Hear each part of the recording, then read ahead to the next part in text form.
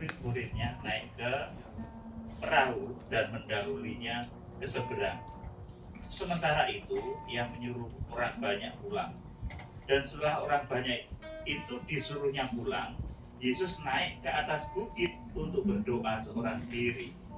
Ketika hari sudah malam, ia sendirian di situ.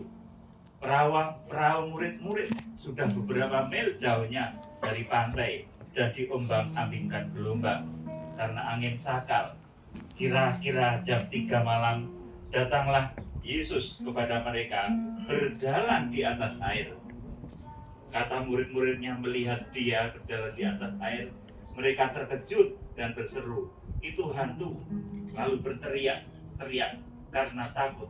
Tetapi segera Yesus berkata kepada mereka, "Tenanglah, aku ini, jangan takut." Lalu Petrus berseru dan menjawab dia, "Tuhan, apabila Engkau itu, suruhlah aku datang kepadamu berjalan di atas air." Kata Yesus, "Datanglah." Maka Petrus turun dari perahu dan berjalan di atas air mendapatkan Yesus. Tetapi ketika dirasanya tiupan angin, takutlah ia dan mulai tenggelam, lalu berteriak, "Tuhan, tolonglah aku." Segera Yesus mengulurkan tangannya, memegang dia dan berkata, "Hai orang-orang kurang percaya, mengapakah engkau bimbang?" Lalu mereka naik ke perahu dan angin pun redalah, dan orang-orang yang ada di perahu itu menyembah dia. Katanya, "Sungguhnya engkau adalah anak Allah." Amin. Saudara, saya akan sampaikan satu hal di sini, bahwa saat itu Tuhan Yesus berada di bukit yang jauh malam-malam. Kemudian murid-murid berada di tengah danau seperti ini. Dan tiba-tiba saja ada gelombang besar. Dan kemudian Tuhan Yesus datang berjalan di atas air. Saudara, ini kemudian saya mendapatkan visi dari Tuhan. Dia yang sudah datang dari atas air, itu dia juga akan bisa datang dari awan-awan. Amin. Yang akan segera kita sambut. Amin. Dan kita harus maju, jangan bimbang. Amin. Kita harus melangkah, jangan seperti Petrus. Wah, ini hari-hari menjelang akhir zaman, kita enak-enak saja, tidak usah banyak berdoa, saudaraku.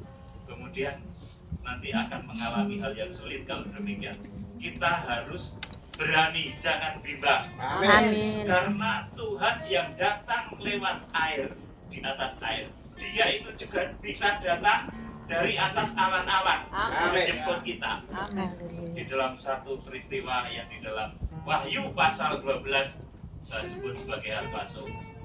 Ketika nanti kita akan dibawa naik oleh Tuhan, itu seperti Petrus juga, yang ragu nanti akan jatuh ke masa antikris. Tetapi yang tetap teguh, nanti dia akan bisa berjalan Amin. melalui masa yang sulit. Masa itu adalah antikris. Makanya antikris itu munculnya dari dalam air, dari dalam laut. Wahyu pasal 13.